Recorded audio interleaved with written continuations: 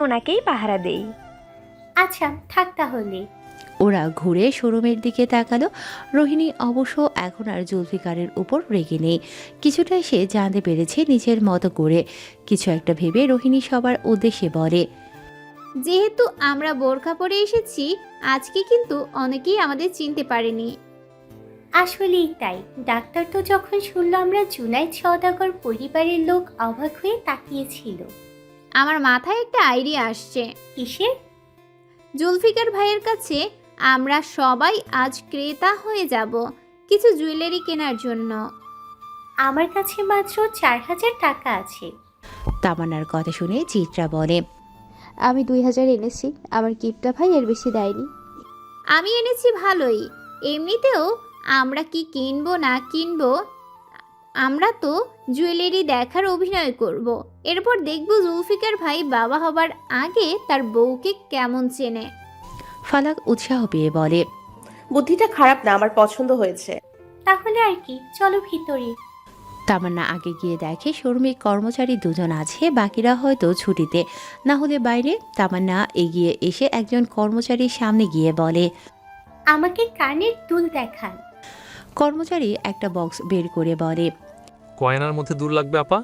তামান্নার সুযোগ বুঝে বোরকার মুখ উঁচু করে মুখটা দেখিয়ে দিল। কর্মচারীকে ইশারায় চুপ থাকতে বলে। তার পাশে গিয়ে বলে, আপনারা দুজনে বাইরে যান, জুলফিকার ভাই একা থাকুক। কিন্তু কাস্টমার আছে তো। আরে বাইরে পারিবারিক কাস্টমার এসেছে, একটু যান, পরে ডাক দিব। আচ্ছা ঠিক আছে। জুলফিকারের কাছে এসে ওরা বলে, ভাইজান একটু বাইরে যাইতাম। দুজনেই? হ্যাঁ, আচ্ছা যা। আপনি কাস্টমার দেখেন একটু।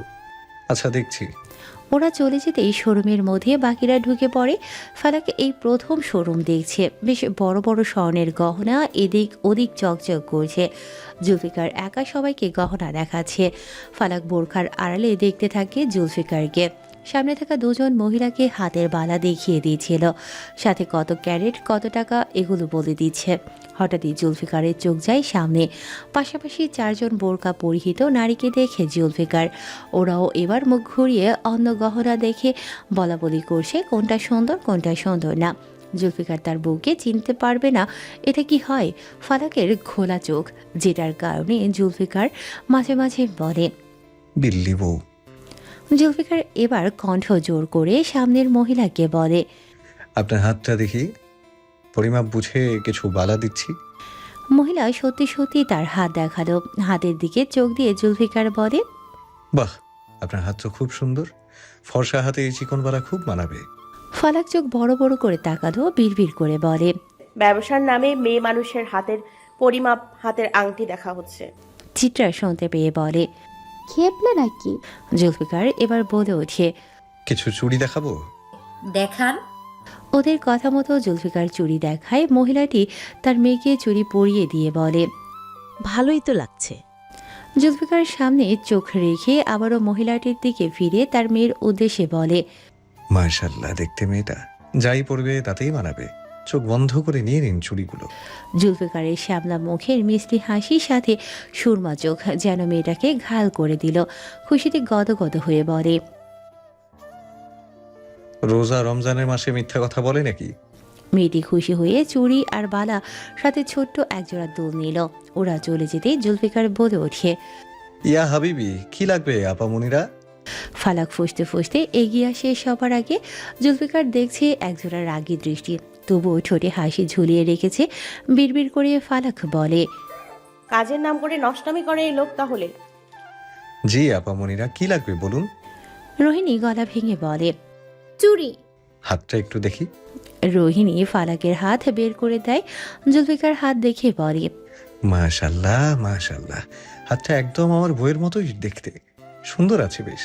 আমার বউকে কয়েকদিন আগেই চুড়ি দিয়েছিলাম, আপনারা চাইলে ওগুলোই দেখাতে পারি। দেখান। জুলফিকার চুড়ি আনতে গেল।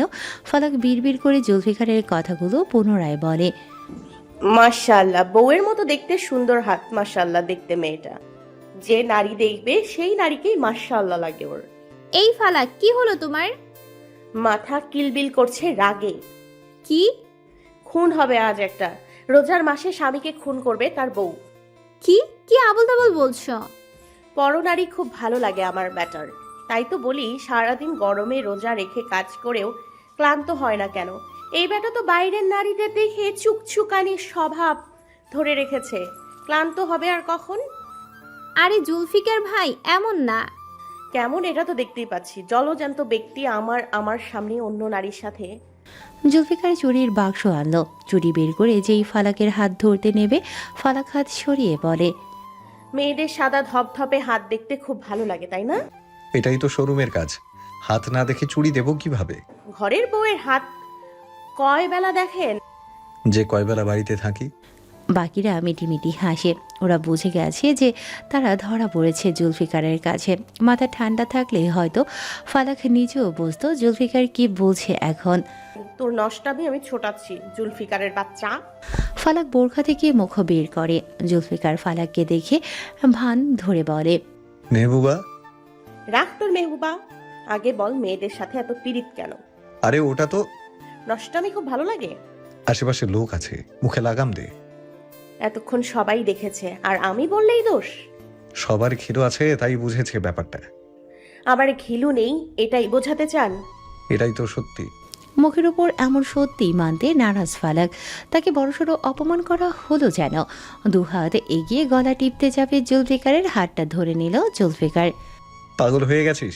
স্বামীর গলা টিপে মেরে বিধবা হবার ইচ্ছে হয়েছে নাকি? হ্যাঁ হয়েছে তো, তোকে খুন করে আমি বিধবা ভাতা নিব। লোভী বউ একটা, স্বামী মেরেও লাভবান হতে চায়। যে স্বামী অন্য মেয়েদের দিকে তাকায় ওই স্বামী মরে গেলেও ভালো, তালাক না দিয়ে বরং বিধবা ভাতা পাবো। এই ফালাক কি ভুলভাল বকছো? তামান্নার কথা শুনে ফালাক বুঝলো রাগের মাথায় উল্টোপাল্টা বলছে সে। তাই নিজেকে সামনে নিয়ে বলে, এবার আর বকবো না, সোজা আক্রমণ করব। কি? ফালাক পাশ থেকে একটা বাক্স নিয়ে জুলফিকারের মাথায় মারতে নেবে। রোহিণী হাত ধরে বলে, একে নিয়ে বাড়িতে চলো, একে নিয়ে বাড়িতে চলো, না হলে লোকজন এসে গেলে গন্ডগোল বেঁধে যাবে। লোকে জানুক এই ব্যাটা একটা লুচ্চা। পাগল ছাগল নিয়ে আমার শোরুম থেকে ভাগো তোমরা, না হলে কিন্তু আমি খবর করে দেব। জুলফিকারের ধমক শুনে বাকিরা ভয় পেলেও ফালাক পায়নি। আমি পাগল? ব্যাটা নিজেই এতদিন পাগল ছিল, এখন আমাকে পাগল বলে। চিত্রা আর তামান্না মিলে দুপাশ থেকে টেনে নিয়ে যাচ্ছে ফালাককে। ফালাক শক্তিতে না পেরে যেতে যেতে হাত উঁচিয়ে বলে, আল্লাহর গজব পড়বে তোর শোরুমে। বউ রেখে পরনারীর হাতের মাপ নিয়ে চুরি বানাস, এই শোরুম ভস্য হয়ে যাবে ইনশাল্লাহ। আজকে তুই বাড়িতে আয়, তোর রক্ত দিয়ে শরবত বানিয়ে গিলবো। রক্তের স্বাদ মনতা, বেশি গেলে হজম করতে পারবি না বউ।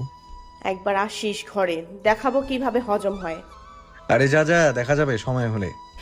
রোহিণী ভ্রুকুসকে তাকিয়ে বলে, মেয়েটাকে না রাগালেই হতো, শুরু তো তুমিই করেছিলে। ছদ্মবেশে পরীক্ষা নেবে আর আমি পরীক্ষা দিব। ওটা আসলে কি হয়েছে? জুনায়েদ সওদাগর ঢুকেছে শোরুমে। এতক্ষণ ধরে রাগে ফুসফুস করতে থাকা ফালাক এবার শ্বশুরকে দেখে ভদ্র হয়ে গেল। চুপচাপ দাঁড়িয়ে রইল ওদের মাঝে। জুনায়েদ সওদাগর সবাইকে দেখে বলেন, তোমরা এখানে? এমনিতেই ঘুরতে এসেছিলাম বড় মামা। ওর কিছু নেবে? না, গহনা লাগবে না, এমনিতেই দেখা দিতে আসলাম আর কি। এখন আমরা আসি। আচ্ছা তাহলে সাবধানে যাও। সবাই বের হয়। ফালাক যাওয়ার সময় একবার জুলফিকারের দিকে অগ্নিদৃষ্টি দিয়ে বুঝিয়ে দিল। খবর আছে আজকে আপনার। ফালাক বাসায় এসে মনে মনে রাগ পুষে রাখে, কিন্তু বেশিক্ষণ পাইল না। রোহিণী বলে, আরে জুলফিকার ভাইয়ের কাছে আমরা ধরা পড়েছি, তাই সে অভিনয় করে। তুমি বলনি কেন তাহলে? তোমার ঝগড়া দেখেই তো অবাক। এভাবে কেউ আক্রমণ করে? একটু হলেই তো আবার মাথায় আঘাত করতে। তুমি আছো তো, পাগল হলে চিকিৎসা করতে। সেই তোমার স্বামী ছাড়া কাউকে চিকিৎসা করতে হবে না আমাকে। আচ্ছা এবার বাদ দাও, আসল কথাটাই তো জানালো না জুলফিকার ভাই। চিত্রার দিকে তাকিয়ে তামান্না আফসোস করে বলে, ভাবি একটা পেয়েছি আমরা, করতে গেলাম এক করে দিল আগে। আচ্ছা জানাবে না হয় তাকে ইফতারির পর। হ্যাঁ সেই ভালো, এখন চলো ইফতারি বানাই। সবাই চলে যায় রান্নাঘরে। সবাই মিলে এক এক খাবার রান্না করার ব্যবস্থা করে। ইফতারির আগ দিয়ে বাসায় আসলো সবাই। জেহের এখন আরও দেখে ও লাঠি ভর করে হাঁটা লাগছে, তাই সবাই মিলে অজু করে এসে সোফায় বসে। গিনিরা ইফতারি সাজাচ্ছে টেবিলে। জুলফিকার এক পলক তাকালো ফারাকের দিকে। ফারাক লজ্জা পাচ্ছে, অবাকের সাথে মনে মনে বলে, এই তো দুপুরের আগে দিয়ে তেলে বেগুনে জ্বলে উঠলো, এখন লজ্জা পাচ্ছে কেন? ইফতারের শেষে মসজিদে গেল পুরুষরা। মেয়েরা নামাজ ঘর থেকে নামাজ পড়ে বাইরে আসে। জুনায়েদ সওদাগর এসেই টুপি খুলে বলেন, ফ্যানের পাওয়ার বাড়িয়ে দাও, খুব গরম বাইরে। ঘাম মুছলেন তিনি কপাল থেকে। তামান্না দৌড়ে ফ্যানের পাওয়ার বাড়িয়ে দিল। রুবাইদা হাসি মুখে সবার সামনে এসে বলে, তোমরা তো শুনেইছো খুশি সংবাদ। এখন এই উপলক্ষে এইদিকে বাসায় ইফতার আয়োজন করলে কেমন হয়? পাড়া পড়শি সবাইকে দাওয়াত করে খাওয়াবো। কিসের খুশি সংবাদ? রুবাইদা সবার দিকে তাকালো। ওরা মাথা নিচু করে রাখলো। রাগ দেখিয়ে রুবাইদা বলে, তোরা বাইরে গেছিলি কেন তাহলে? তামান্না আঙুল ফালাকের দিক করে বলে, তোমার বৌমার উল্টোপাল্টা কাণ্ডের কথা বলা হয়নি। কপাল চাপড়ে রুবাইদা বলে, আচ্ছা তাহলে আমার দাদি হবার খবর না হয় আমিই জানিয়ে দিই। সরাসরি বলল না রুবাইদা, তাও বুঝে নিল সবাই। জুলফিকার দাদি শব্দটা শোনা মাত্রই বলে, তোমার ছেলে তো একমাত্র আমি, এছাড়া আমি বাদে বাকি সদস্য তো অবিবাহিত। দাদি হলে কিভাবে আম্মাজান? বোকা ছেলে আমার, বিয়ে করেছে বাবা হবে আর বুঝতে পারছে না। জুনায়েদ সওদাগর মুখ টিপে হাসলেন। জুলফিকার থ মেরে তাকিয়ে আছে। ফালাক অন্তঃসত্ত্বা এত তাড়াতাড়ি? জুনায়েদ সওদাগর বলেন, তাহলে তো বাড়িতে আয়োজন করাই যায়। সবাই খুশিতে হাততালি দিল। সবার মুখেই হাসি, শুধু হাসি নেই জুলফিকারের মুখে। এটা দেখে রহস্যের হাসি দিল জেহের। ঘরে এসে বিছানায় মাথা এলিয়ে দিল জুলফিকার। ফালাকও এসেছে মাত্র। জুলফিকারের গা ঘেঁষে বসে বলে, জানেন ওরা আমাদের সন্তানের নাম রেখে দিয়েছে। তাই? হ্যাঁ, আপনাকে বলতে চেয়েছিলাম আমাদের ছোট্ট একটা বাবু আসবে, আপনি তো আমাকে রাগিয়ে দিলেন। জুলফিকার ফালাককে বুকের সাথে মিলিয়ে নিয়ে বলে, বড্ড ভুল করেছি আমি। আসলেই ভুল করেছেন আপনি। এমন ভুল আর হবে না। মনে থাকবে তো? হুম। ফালাকের মাথায় হাত বুলিয়ে দেয় জুলফিকার। ফালাকে একটু ঘুম ঘুম ভাব নিতেই বিছানা থেকে উঠে গেল বাইরে। বাইরে এসে জুলফিকার দেখে জেহের সিগারেট খাচ্ছে। জুলফিকারের নাকে গন্ধ আসতে নাক সিটকে বলে, কি ছাইপাস খাস তুই? জেহে ঠোঁট প্রসারিত করে বলে, তা তো কোনোভাবে দুঃখ নিবারণ হয় আমার। তোর দুঃখ এখন কে নিবারণ করবে? আমার এসব ছাইপাসের রুচি নেই। আফসোস হচ্ছে তোর জন্য। কত ছলছাতুরি করলি। একটা সুসংবাদ তোর জীবনটা ধ্বংস করে দিচ্ছে। রাশিকে আড়াল করতে মধুজাকে নিয়ে এলে, নকল স্বামী হয়েছিলে। আমাকে ওর সাথে সম্পর্ক করতে সুযোগ দিলে। এরপর ওকে তোর সাজানো রাস্তার কারণে জীবনটা দিতে হলো। বরাবরই তোর আমার জিনিসের প্রতি আলাদা টান আছে, সেটা আমি বুঝি। তাই তো ফালাক নামটা তোর সামনে না নিয়ে আমি বলেছিলাম রাশির আকিকা হয় মধুজা নামে। তুই সেই ফাঁদে পা দিলি। কিন্তু খেলাটা দুই ভাইয়ে ভাইয়ে হলেই জমতো, মাঝখানে আমার সন্তান কেন? তোর সন্তান এখন তোর জন্য কাল। আমার রাস্তায় কেউ কাল হয়ে আসতেই পারবে না জেহের ভাই আমার। যে আসবে তাকেই শেষ করে দেব। তোর সন্তানকে তুই খুন করবি। দরকার পড়লে করব। একবার ভেবে দেখ, তোর বউ তোকে কিন্তু মাফ করবে না। ফালাকের মাকে খুন করেছিস, সে অন্যায় কিন্তু এখনও জানে না। আবার তোদের অনাগত সন্তান। আমাকে মাফ করার আগে ওকে আমার ব্যাপারে অবগত হতে হবে। ও কিছুই জানবে না। আর কত লুকিয়ে রাখবেন আপনার এই পাপের বোঝা? ফালাকের কণ্ঠ পেতেই পেছন ঘুরল জুলফিকার। ফালাক দাঁড়িয়ে আছে ওর সামনে, চোখে পানি টলমল করছে, ঠোঁট কাঁপছে, তাও কোনো রকমে বলে, আমার মাকে আপনি খুন করেছেন। জুলফিকার চুপ হয়ে আছে। ফালাকা আবারও বলে, আপনি তাহলে সত্যিই কালো জাদু করেন? নিজ স্বার্থে আপনার সন্তানকে খুন করবেন? তুই এখানে কেন? আপনার সত্যিটা জানতে। জেহেরের চক্করে পড়িস না, ও মিথ্যা বলছে। আপনার অপ্রিয় শীর্ষ যে আপনার সাথে সামিল ছিল, সেও কি মিথ্যা বলবে? কার কথা বলছিস? মির্জাফর বেরিয়ে এক ফালাকের পেছন থেকে রহস্যময় হাসি দিয়ে বলে, ইয়া হাবিবি গুরু। জুলফিকার যা বোঝার বুঝে গেল। তাহলে সবকিছু বলে দিয়েছে? এতটা নির্দ্বিধায় বলতে পারলেন? মির্জাফর বলে, পাশার মানুষ এমন হয় বোন। এসব নাটক এখন বন্ধ হোক, চল ঘরে চল। কাছে আসবেন না আমার, আমি আপনার সাথে যাব না। যাব না রাশি। ও তোমার অনাগত সন্তানকে পৃথিবীর আলো দেখতে দেবে না। ও ওর জাদুতে বাধা সৃষ্টি করবে যে সন্তান। লোভী লোভী একটা লোক। আমি অন্ধ ছিলাম, এখন চোখ খুলেছে আমার। এই লোক কালো জাদুর রাজ্যে রাজা হবার জন্য সব করতে পারে। নিজের সন্তানকেও খুন করে দিবে। তুমি পালাও বোন। আরে এই মির্জাফর শেষমেশ আমার সাথে গাদ্দারি। আমার খেয়ে আমাকে পেছন থেকে ছুরি মারিস। তুমি বুঝবে না এসব। ভালোবেসে দেখেছ কখনো? একবার ভালোবাসলে নিজের সন্তান খুনের কথা ভাবতে না। যে পৃথিবীতে আসেনি তাকে আমি আনবো কেন নিজের শত্রু করতে? ওকে আমি এখনই শেষ করে দেব। আমি মিষ্টি মাকে তার সন্তানের আসল রূপ দেখিয়ে দিব। সেই সুযোগ তুই পাবি না। বলেই ফালাককে পাজা কোলে নিয়ে বের হয়ে যায় বাইরে। জঙ্গলের দিকে নিয়ে যাচ্ছে। মির্জাফর দৌড় দেয়। জেহের দৌড়াতে পারবে না। ফালাক নিজেকে ছাড়ানোর চেষ্টা করছে। মির্জাফর জানে এখন জুলফিকার ফালাককে গুপ্ত গুহায় নিয়ে যাবে, এরপর সন্তানকে মেরে ফেলার টোটকা দেবে। তাই মির্জাফর জঙ্গলের আনাচে কানাচে তাকায়।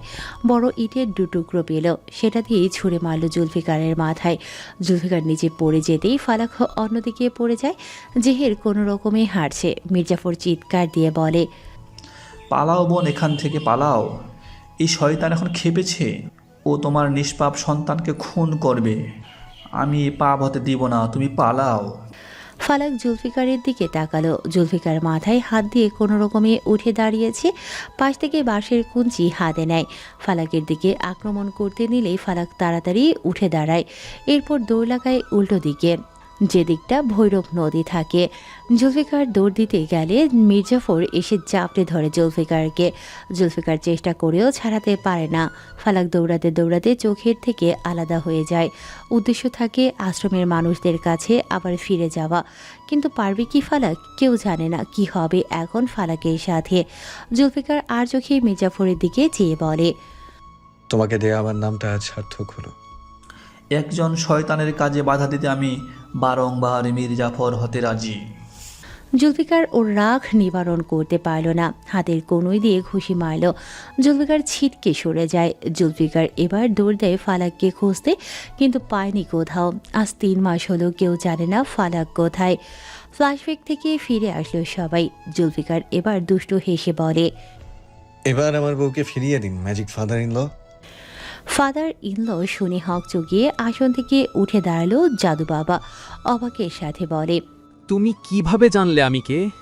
জুলফিকার শয়তানি হাসি হেসে বলে, একই ঘাটের মাঝি যে এখনো বুঝলেন না আমি কেন এখানে এসেছি? আমাকে রাজ্য পেতে হলে আপনাকে যে আগে রাজ্য ছাড়তে হবে। বয়স হয়েছে, এবার জামাইকে সুযোগ দিন। আমার সাথে পাঙ্গা নিতে এসেছো জুলফিকার, কিন্তু 2 দিনের জাদুর রাজ্যে তুমি আমাকে হারাতে পারবে না। আসল রাজ্য তো আমি জয় করব, তার জন্যই তো আপনার রাজ্যে পা দিয়েছি। ইতিমধ্যে পুলিশের গাড়ির শব্দ আসে চারপাশ থেকে। জুলফিকার ক্রু হেসে বলে, আপনাকে স্বাগতম জানাতে আসছে। প্রথম সাক্ষাৎ জামাই শ্বশুরের। শ্বশুর আপ্যায়নে কোনো ত্রুটি রাখছি না। রাশিকে তুমি পাবে না। সে আমি আমার বউকে খুঁজে নেব, কিন্তু আপনি নিজেকে বাঁচান। আপনার হাত ধরেই তো আমি উপরে উঠছি। লিমোর এসেছে তার দলবল নিয়ে। এসেই অ্যারেস্ট করে জাদু বাবা বলে, কিসের ভিত্তিতে আমাকে ধরা হচ্ছে? 2 নম্বরই ব্যবসা করেন, মানুষের জীবন নষ্ট করেন এসব কালো জাদু করে। এত কিছু থাকতেও ভিত্তি খুঁজছেন আপনি। লকআপে গেলেই বাকিটা বুঝবেন। জাদু বাবাকে নিয়ে যাওয়া হচ্ছে। জুলফিকার চোখ টিপে দিয়ে বুঝিয়ে দিল সে জিতেছে খেলায়। জাদু বাবা গেলেই যেন এই রাজ্য জুলফিকারের হাতে। তার আর কিছুই চাই না।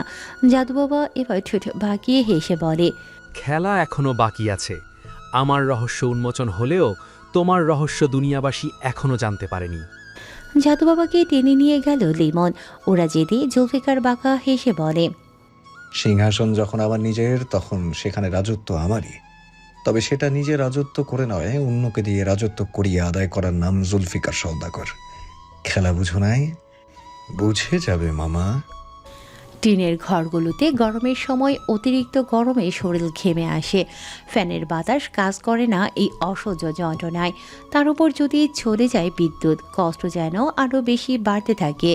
এই অবস্থা এখন ফালাকের। 4 মাসের পেট অনেকটা বেড়েছে, সাথে যন্ত্রণা খুব। এই রাতের বেলা বিদ্যুৎ চলে গেল। অনেক কষ্ট করে বিছানা থেকে উঠে হারিকেন বা মোমবাতি খুঁজছে, হাতাহাতি করেও পাচ্ছে না। ঘেমে উঠেছে এর মধ্যে, দেয়ালে দেয়ালে হাতিয়ে হাঁটছে শুধু। অন্ধকার গুমট ঘরটা ফালাকের মনে ভয় জোগাচ্ছে। বিশ্বাস হয় না কাউকে। কি জানি কে এসে তার সন্তানকে খুন করে। খুন শব্দটা এমনি সময় শুনতে যতটা স্বাভাবিক লাগে, সন্তানের সময় তার থেকেও আতঙ্ক লাগে। এই যে সন্তান পৃথিবীর আলো দেখবে বলে কত স্বপ্ন বুনছে ফালাক। ছোট ছোট আদুরে হাত পা নিয়ে খেলা করবে, নিজের অস্তিত্বকে কোলে নিয়ে পৃথিবী ঘুরবে। মায়ের সুখী মন ফালাকের। অল্প বয়সী মেয়ে এখনই বাচ্চাটার জন্য ভাবছে। এইসবই মাতৃত্বের অনুভূতি যে। ঘাম ঘাম শরীরে আর একটু এগিয়ে যেতেই ফালাক ভয়ের কারণে আরও বেশি হাঁপিয়ে গেছে। অনেক কষ্টে হাঁটছে শুধু, গলা শুকিয়ে এসেছে পিপাসায়। কোনো রকমে তুতলিয়ে ডাক দেয়,